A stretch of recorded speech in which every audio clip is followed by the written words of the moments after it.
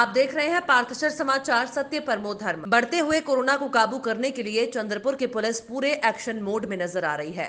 आज एसपी अरविंद साल्वे के नेतृत्व में स्थानिक लक्ष्मी नारायण मंदिर के सामने पुलिस ने नाकेबंदी करके सुबह से दोपहर 12 बजे तक करीब 50 लोगों को जो बेवजह घूम रहे थे उन्हें पकड़ के लक्ष्मी नारायण मंदिर के ऊपर एंटीजन टेस्ट कराया है और इसके लिए खुद अरविंद साल्वे मोर्चा संभाले हुए थे।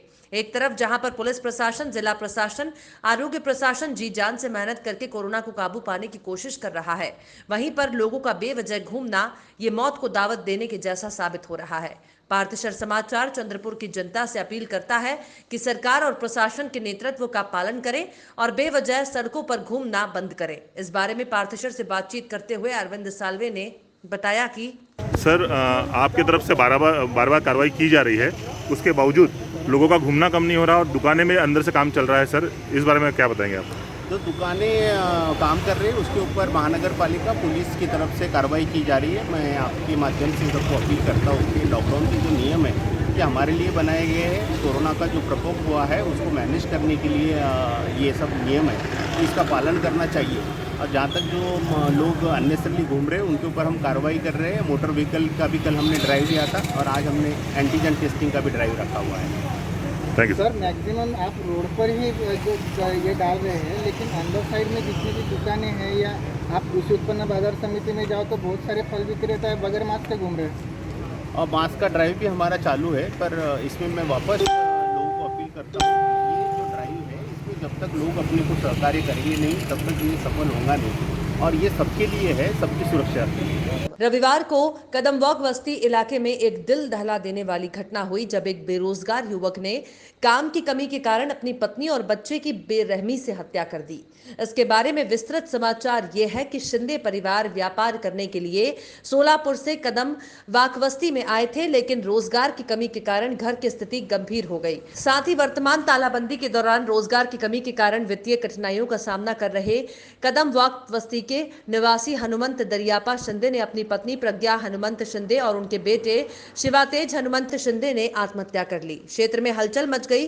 हादसा रविवार सुबह 11:30 बजे के बीच हुआ। घर का दरवाजा सारा दिन बंद रहता था। जब रात में मृतक युवक के परिजन घर पर आए तो दरवाजा बंद था और उसने खिड़की से अंदर देखा और पाया कि युवक अंदर आत्महत्या कर रहा है। उन्होंने तुरंत लोनी कलभोर पुलिस को घटना की जानकारी दी। जैसे ही लोनी कालभोर पुलिस को घटना की जानकारी मिली, सहायक पुलिस आयुक्त कल्याण राव विधाते, लोनी कलभोर पुलिस स्टेशन के वरिष्ठ निरीक्षक राजेंद्र मोकाशी और अपराध निरीक्षक सुभाष काले ने घटनास्थल का दौरा किया। पुलिस उप निरीक्षक भागवत शेंडगे आगे की जांच कर रहे हैं। चंद्रपुर के मेन बाजार रोड पर सुप्रसिद्ध सपना रेडीमेड स्टोर में सुबह करीब 12 बजे के आसपास नायब तहसीलदार खंडारे के नेतृत्व में छापा मारा गया। वहां पर जानकारी मिली कि शटर बंद करके पीछे से व्यवसाय चलाया जा रहा था, जो कि छापेमारी में सच साबित हुआ। इस पर बड़ी कार्रवाई करते हुए नायब तहसीलदार खंडारे ने न केवल सपना स्टोर को सील कर दिया बल्कि 55,000 का जुर्माना भी उनसे वसूल किया। रोज चंद्रपुर महानगर पालिका, जिला प्रशासन, पुलिस प्रशासन की ओर से कई दुकानों पर छापे डाले जा रहे हैं। उसके बावजूद थोड़े से पैसों के लालच में कुछ दुकानदार सुधरने का नाम नहीं ले रहे, जो कि कोरोना बढ़ाने के लिए एक प्रकार से जिम्मेदार भी माने जा सकते हैं। एक मिनिट। हां, सपना कलेक्शन चंद्रपूर इथे अवैधप्रमाणे यांनी दुकान आतमधले शटर बंद करून चालू असल्याबद्दलची तक्रार आपल्याला तहसील कार्यालयात प्राप्त झाली। मी नायब तहसीलदार सचिन खंडा आहे, आमच्या टीममध्ये प्रवीण वरथे, विशाल कुबेरकर आणि पौर्णिमा बत्कल आणि पोलीस प्रशासनाच्या सहाय्याने माझ्या दुकानावर आज धाड मारली आणि यांच्याकडनं दुकानामध्ये त्यांच्या स्टॉकसाठी जवळपास 45 लोक आतमध्ये उपस्थित होते। त्यांच्याकडनं 45,000 रुपये दंड आणि आतापर्यंत 10 झाल्याप्रमाणे टोटल 55,000 रुपये दंड यांच्याकडनं वसूल केला आहे आणि यांना पहिलाच गुन्हा असल्यामुळे आपण सध्या ताकीद दिलेली आहे आणि यानंतर जर असं बिहेवियर आढळलं तर आपण यांच्यावर फौजदारी कारवाईची आपण यांना सांगितली। 9 मई को एक कार के पेड़ों से टकराकर एक्सीडेंट की बात सामने आई है। घटना कमलेश्वर पुलिस स्टेशन के अधिकार क्षेत्र की है। माहुरजरी रोड पर लगभग 7:30 बजे एक एसयूवी का झाड़ियों से टकराकर एक्सीडेंट हो गया और इसमें 2 व्यक्तियों की मृत्यु हो गई। गाड़ी एसयूवी महिंद्रा 500 थी, जो कि पेड़ों से टकरा गई, जिससे दिनेश बालचंद किरणाके और आशीष धुर्वे इनकी समय पर ही मृत्यु हो गई। उनके साथ सफर करने वाले 2 यात्रियों की हालत गंभीर है और उनका नागपुर के एक अस्पताल में इलाज चल रहा है। आगे की जांच पुलिस द्वारा जारी है। चंद्रपुर जिले में जानवरों की दुर्घटना रोकने में वन अधिकारी पूरी तरीके से नाकाम रहे हैं। हाल ही में 2 दिन पहले चंद्रपुर ताडोबा में एक शेर बुरी तरह से जख्मी हालत में पाया गया। शेर के जख्मों को देखकर ईयर्स एनजीओ का यह दावा है कि ये जख्म उसे जगह जगह लगे हैं तार के कंपाउंड की वजह से। मगर ताडोबा अंधारी टाइगर रिजर्व के इंचार्ज डॉक्टर जितेंद्र रामगावकर के अनुसार ये 2 शेरों की आपस में लड़ाई का नतीजा है, जिसे ईयर्स जो एक एनजीओ संस्था है, सौरभ डोंगरे ने इस लॉजिक को पूरी तरह से नकार दिया है, क्योंकि उनका कहना है कि 2 शेरों की आपस में तभी लड़ाई हो सकती है जब एक क्षेत्र में 2 नर शेर एक साथ रहते हों। सौरभ डोंगरे ने यह भी आरोप लगाया कि हर बार वन अधिकारी इसी तरह से कोई न कोई बहाना करके ताडोबा के जंगल से प्राणियों को कम करने का गोरख धंधा चला रहे हैं। साथ ही पार्थशर समाचार द्वारा डॉक्टर जितेंद्र रामगावकर को ये पूछे जाने पर कि इलाज के लिए शेर को नागपुर क्यों भेजना पड़ा, उनका कहना था सर्जरी की जरूरत पड़ सकती है इसलिए नागपुर भेजा गया। प्रश्न ये उठता है कि ताडोबा जैसा इतना बड़ा प्रकल्प चंद्रपुर में होने के बाद क्या हमारे जिले में सर्जरी की व्यवस्था नहीं है, जबकि पिछले टर्म में चंद्रपुर के सुधीर मुनगंटीवार जैसे दमदार व्यक्ति वन मंत्री रह चुके हैं और आज इसी क्षेत्र से पालक मंत्री का पावर विजय भाऊ वडेट्टीवार को प्राप्त है। ट्रीटमेंट और शेर की अवस्था के बारे में पूछे जाने पर राम गावकर साहब ने बताया कि वो कब तक ठीक होगा और कब तक ताडोबा में वापस आएगा, इस पर कोई टिप्पणी अभी नहीं की जा सकती। ज्ञात रहे पिछले कई समय से ताडोबा में जानवरों का निरंतर दुर्घटनाग्रस्त हो जाना आम बात हो गई है। हाल ही में कुछ दिन पहले 4 भालू एक साथ कुएं में गिरकर मारे गए थे, जो कि वन व्यवस्थापन के लिए एक शर्मनाक बात है। सौरभ जी, जो परसों घटना हुई है ताडोबा में, जिसमें एक टाइगर गंभीर रूप से जख्मी हुआ है और उसे अब नागपुर भेजा गया है इलाज के लिए, इसके बारे में कुछ बताइए। देखिए 8 मई को आगरजरी बफर में, ताडोबा के बफर में एक टाइगर जख्मी होने की अवस्था में मिला था। इसी की इन्फॉर्मेशन ताडोबा के प्रशासन को मिली थी और कुछ एनजीओज भी थे वहाँ पे। तो वो टाइगर को जख्मी अवस्थे में यहाँ पे चंद्रपुर के ट्रांजिट ट्रीटमेंट सेंटर में न ट्रीट करके उसको नागपुर के गोरेवाड़ा ट्रीटमेंट सेंटर में लेके गए और ताडोबा प्रशासन का इसी के चलते बोलना है कि जो चंद्रपुर में ट्रीटमेंट सेंटर है वहाँ पे सर्जरी नहीं होती। तो हमें यही बोलना है कि जो हमारे ईयर्स के तरफ से मुझे ये बोलना है कि जो चंद्रपुर का ट्रीटमेंट सेंटर है काफ़ी बड़ा है, लेकिन यहाँ पे जो ट्रीटमेंट नहीं होता है सर्जरी का, ये जो दुर्दैव की बात है कि यहाँ पे नहीं हो रहा है। और हमारी तो हमेशा से मांगनी रही है कि जब से अपने देखें कि हर साल में कम से कम 10 से 12 इंसिडेंट ऐसे होते हैं कि कभी स्लॉथ बियर, कभी लेपर्ड, कभी टाइगर, ये कुएं में ही गिरते हैं। जनरली देखे हैं कि कुएं में गिरते हैं और इसके लिए मैनेजमेंट कुछ भी नहीं है चंद्रपुर में।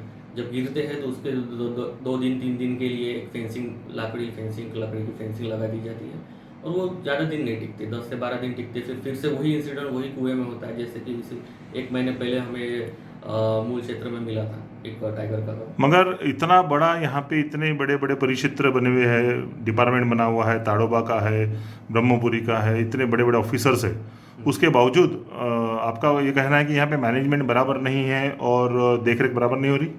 हाँ, देखिए कैसा, काफ़ी बार हम डिपार्टमेंट से चर्चा करते हैं तो उनका कहना है कि हमारे पास स्टाफ कम है, हमारे पास पेट्रोलिंग के स्टाफ कम है। तो इसी के चलते हमने उन्हें एक सुझाव दिया था कि आप एनजीओज का इन्वॉल्वमेंट लीजिए ताकि आपका मैन पावर बढ़ जाए। एनजीओज को डिपार्टमेंट की तरफ से कोई पेमेंट नहीं चाहिए रहता या फिर कोई रिम्यूनरेशन नहीं चाहिए रहता, कोई मानधन नहीं लेते हैं, एनजीओ फ्री फंड में काम करते हैं और ट्रांसपेरेंसी भी हो सकती है इसी के चलते, और ये हमारी हमेशा से मांगनी रही। सौरभ जी, आपके एनजीओ के बारे में बताइए। हमारी एनजीओ 2011 से काम कर रही है वाइल्ड लाइफ एंड फॉरेस्ट्री क्षेत्र में और इसी के चलते हमने बहुत से रेस्क्यू डिपार्टमेंट के साथ किए हैं, बहुत से सक्सेसफुल रेस्क्यूज किए हैं। लेकिन बहुत से बार हमने देखा कि हर्बीवर जो जनरली हरिन, चीतल, ये जो जानवर होते हैं, ये हर्बीवर को जब रेस्क्यू किया जाता है और जब ट्रांजिट में लेके आते हैं हम लोग, तो इसमें काफ़ी बार यानी 90% तो जानवर, हर्बीवर से जानवर की डेथ हो जाती है वो ट्रांजिट में। अब ये क्यों है या फिर इनका मैनेजमेंट प्रॉपर नहीं है, ये एक बड़ा क्वेश्चन है हमारे लिए। आपके एनजीओ का नाम? ईयर्स, हमारे एनजीओ का नाम ईयर्स है, environment and animal research society. Chandrapur में विधायक किशोर जोरगेवार के हाथ से जैसे एक इतिहास निर्माण हुआ है, क्योंकि इस कोविड काल में देश के विभिन्न नेता अपने अपने तरीके से काम कर रहे हैं, मगर विधायक निधि में से 100 बेड का कोविड केयर सेंटर जिसमें ऑक्सीजन की सेवा उपलब्ध हो, ऐसा पहला उपक्रम आज चंद्रपुर में विधायक किशोर जोरगेवार के निधि में से शुरू हुआ। वन अकादमी में स्थापित इस सेंटर के उद्घाटन के लिए आपदा व्यवस्थापन चंद्रपुर जिले के पालक मंत्री विजय वडेट्टीवार ने इसका ऑनलाइन उद्घाटन किया। वहीं चंद्रपुर के सांसद बालू धानोरकर, वरोरा भद्रावती की विधायक प्रतिभाताई धानोरकर, जिलाधिकारी अजय गुल्हाने, उप जिलाधिकारी विद्युत वरखेड़कर मैडम, नोडल अधिकारी रोहन घुगे, एसपी अरविंद साल्वे, अतिरिक्त पुलिस अधीक्षक अतुल कुलकर्णी, सार्वजनिक बांधकाम अधिकारी राठौड़, चंद्रपुर महानगर पालिका आयुक्त राजेश मोहिते, इनकी उपस्थिति में यह अतिशय सराहनीय उपक्रम आज उद्घाटित हुआ। विशेष बात यह है कि यहाँ पे ऑक्सीजन का भरपूर स्टॉक रखा गया है और जरूरत पड़ने पर ये सारे 100 बेड्स पे ऑक्सीजन की उपलब्धता की जा सकती है, जो कि बहुत ही दिलासादायक खबर है, खासकर ऐसे समय जब चारों ओर लोग ऑक्सीजन बेड के लिए परेशानी में घूम रहे हैं।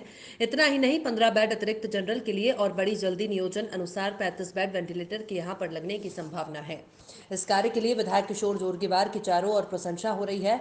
वहीं विधायक के इस प्रकल्प को साकार करने में सांसद बालू धानोरकर के जरिए और पालक मंत्री विजय वडेट्टीवार ने CSR फंड के जरिए भरपूर सहयोग किया।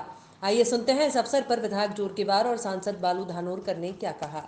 बेडच्या ज्यामध्ये 100 ऑक्सिजनयुक्त 15 नॉन ओटीचे बेडचा उद्घाटन माननीय पालकमंत्री विजयभाऊ वडेट्टीवार व आपल्या विभागाचे लोकप्रिय खासदार आमचे सन्माननीय मित्र बाळूभाऊ धानोरकर यांच्या उपस्थितीमध्ये झाला। अतिशय आनंदाचा आणि चंद्रपूरच्या जनतेच्या सेवेचा करण्याचा हा एक क्षण आहे। सर्वांना माहिती आहे की एकीकडे ऑक्सिजनचे बेड, व्हेंटिलेटरचे बेड मिळत नसताना चंद्रपूरमध्ये विक्रमी वेळेत अधिकाऱ्यांनी काम करत आणि यामध्ये मी विशेष अभिनंदन करेन पालकमंत्री आणि मग खासदार महोदयांचं की या दोघांनी याचा सातत्याने फॉलोअप घेत कोविडच्या बेडची संख्या, कोविड रुग्णांना कशी अद्ययावत सेवा ठिकठिकाणी मिळता येईल या दृष्टिकोनातून प्रयत्न केला। त्याचाच एक भाग म्हणून याच्यापूर्वी आपण वुमन्स हॉस्पिटलमध्ये 175 बेड तर नवीन हॉस्पिटल मागच्याच महिन्यात सुरू केलं आणि आता आपण 115 बेड हे आणि खासदार साहेबांनी सांगितलं की 135 बेड व्हेंटिलेटरचे जे 140 बेडचं सुसज्ज असं सुंदर हॉस्पिटल हे चंद्रपूरच्या कोविड रुग्णांच्या करता होत आहे। या ठिकाणी स्वतःचा इंटिग्रेटेड ऑक्सिजन प्लांटसुद्धा या ठिकाणी लागणार आहे, म्हणजे जी समस्या आहे ती राहणार नाही। चंद्रपूरच्या दोन्ही हॉस्पिटलमध्ये ऑक्सिजनचे प्लांट लागले तशीच व्यवस्था इथे होत आहे। मी पालकमंत्री, खासदार साहेब आणि सगळे जिल्हाधिकारी, CO याचे विशेष करून जे घुगे साहेब आहेत ते आणि सर्व BNCच्या सर्व अधिकाऱ्यांचं, कर्मचाऱ्यांचं मनपूर्वक अभिनंदन करतो की विक्रमी वेळेमध्ये हा हॉस्पिटल जनतेच्या सोयीकरता उपलब्ध असताना आपण महाराष्ट्रात आणि भारत देशामध्ये त्याची अंमलबजावणी आपण पालकी मार्च महिन्यामध्ये आपण करत आलो, म्हणजे मार्च 2020मध्ये। आताच नुकतं आदरणीय जिल्ह्याचे पालकमंत्री विजय वडेट्टीवार यांच्या हाताने आदरणीय या क्षेत्राचे आमदार भद्रावतीवरचे आमदार प्रतिभा धानोरकर यांच्या उपस्थितीमध्ये हा कार्यक्रम पार पडला। या जिल्ह्यामध्ये आजच्या घडीला 550 बेड ही गव्हर्नमेंटचे आहे। आज या कोविड हॉस्पिटलचं आम्ही उद्घाटन केलं। त्याच्यामध्ये 115 बेड आहे, 15 आयसोलेशनचे आहे आणि 100 बेड हे कोविडचे ऑक्सिजनचे प्रोव्हाइडचे आहे। त्याच्यामध्ये आम्ही परत 35 बेड हे व्हेंटिलेशनचे सुद्धा आता भविष्यात ॲड करणार आहे। त्याच्यामुळे याची कॅपॅसिटी 150 बेडची होणार आहे।